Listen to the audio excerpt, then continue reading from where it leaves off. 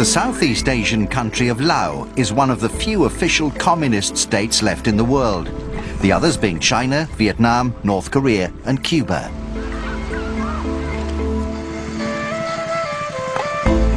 Up until 1990, tourists were not allowed formal access to the country.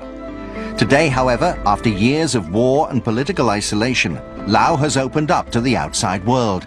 Last year, around 1 million people visited the country.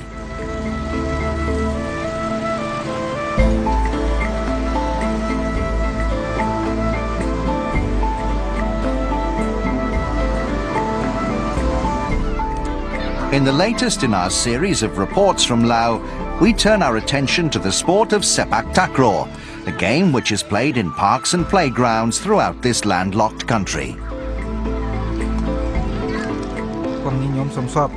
This sport is very popular here in Laos and is an important part of our culture. Many young people in particular enjoy playing Sepaktakraw, and that can only be good for the future of the sport in our country. There are Sepaktakraw courts everywhere you go. It's not an expensive sport to play, and it's also a very good way of keeping fit. Boonsong Tamavong is the head coach of Laos' national Sepaktakraw team. On our visit to the country, we spent the day with the squad in the capital city, Vientiane. The players that make up the team come from all over Laos, and they rarely practice together unless there's a big tournament coming up. With no major events on the horizon, we were honoured that they decided to get together and hold a practice session, especially for Trans-World Sport. Unlike in Thailand and Malaysia, none of our players are professional. They have to combine playing the sport with their jobs or studies. In Thailand and Malaysia, the sport has its sponsors, and the top players are paid very well. We just play Sepaktakraw largely for our own enjoyment. It's great, though, when our best players are able to meet up and play together.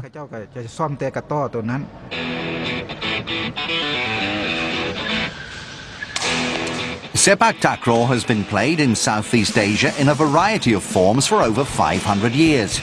Traditionally, it was played in a circle, and players would keep the rattan ball in the air for as long as possible without using their arms.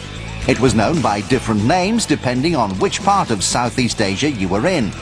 In Laos, it was called Kator. In Thailand, it was Takraw, whilst in Malaysia, it was practiced as Sepaktakraw.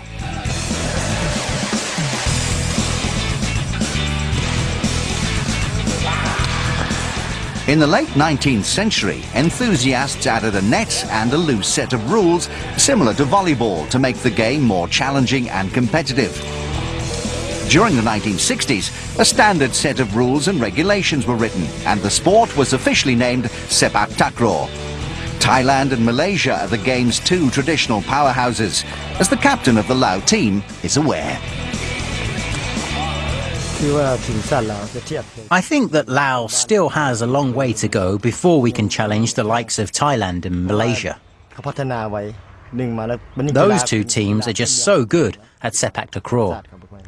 At the moment, our team struggles when we play against them, and it's very hard for us when we come up against them in a tournament. However, I hope that in the near future, Laos can continue to improve, and one day match them on the court. Points can only be scored on the serve, which is relinquished when a point is lost. Each game goes up to 21.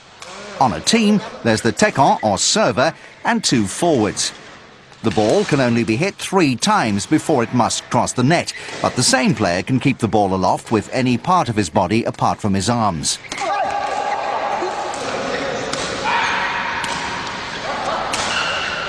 There are 7 members on the Laos national squad.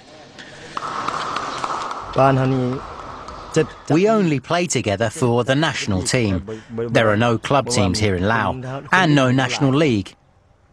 We play games at local fetes, where we take on a team from the neighbouring village. The 3 main players in the national team don't live anywhere near each other, so we never get the chance to play together. It's a shame. If the sport is to really take off here, a national league needs to be established and money invested in the sport.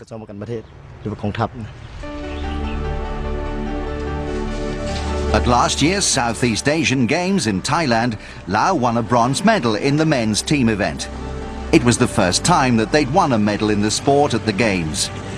However, their success was aided by the fact that Malaysia withdrew from the competition in protest at the use of a new rubber-coated ball instead of the traditional rattan one. Yet Laos didn't let the controversy overshadow their momentous achievement.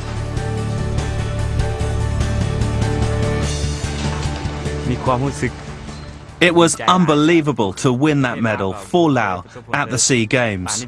It was totally unexpected, and I never dreamt that anything like that would happen to me. As a result of winning bronze, the national team players were rewarded by the Laos government. Each medal winner was given 4 million kip, which is around $450, a princely sum in a country where the average yearly salary is around $300. In December 2009, and with financial assistance from the Chinese government, Laos will host the SEA Games for the first time. It'll be the biggest sporting event ever to be held in the country. The forthcoming SEA Games are very important to Laos. Our government is very keen that everything runs smoothly. They've made it one of their top priorities. They want Laos to give a good account of themselves in the sporting arena. I've had many meetings with the government, and I've asked them to give us some money so that we can prepare properly for the Games. We would like to hold training camps and even invite a foreign coach over from Thailand to give us some assistance. I hope we can get the financial backing for all this. I think the government will help us, but we'll just have to wait and see. With home advantage, Laos will be aiming to make the knockout stages of the SEA Games once again.